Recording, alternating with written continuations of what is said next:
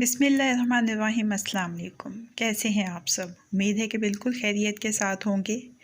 आज रेसिपी है बैंगन के भरते की, लेकिन आम तरीके से बना हुआ नहीं, बिल्कुल एक हट के तरीका है, अलग रेसिपी है, बहुत ही आसान तरीका है। और जब ये बनके तैयार होता है बैंगन का भरता, तो इसका जायका भी बहुत ही मज़ेदार और लाजवाब होता है।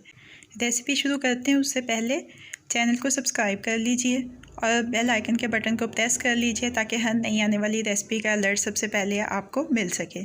तो रेसिपी का आगाज़ करते हैं। 2 दरमियाने साइज़ के बैंगन हैं, 1 टमाटर है और 2-3 सब्ज़ मिर्चें ले लेंगे। इनको छील के स्लाइसिस की शक्ल में काट लिया है।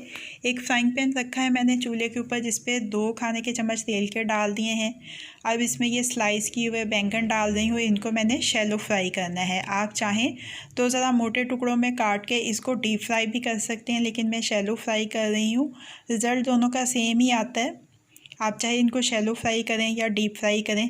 जैसे जैसे ये पकते जाएंगे, इनकी साइडें पलटते जाएंगे, सुनहरे हो जाएंगे, तो एक तरफ करके इसी पैन में हम टमाटर को और सब्ज़ मिर्चों को भी थोड़ा सा शैलो फ्राई कर लेंगे।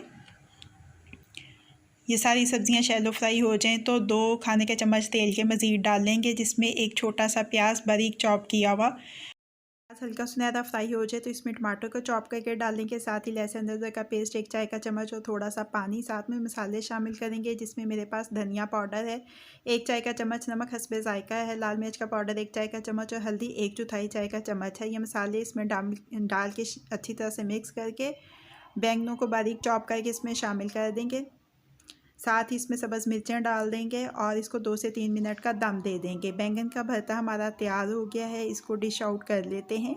ये अब रेडी टू सर्व है। कैसी लगी आपको आज की रेसिपी? फीडबैक ज़रूर दीजिएगा। अगर आपको मेरी रेसिपी पसंद आई है तो इसको लाइक और शेयर भी कीजिएगा। मज़ीद झटपट बन जाने वाली मज़ेदार रेसिपीज़ जानने के लिए मेरे चैनल को देखते रहिए। अल्लाह पाक आपके दिलों, घरों, दस्तरखानों को हमेशा आबाद रखें। फ़ी अमान अल्लाह।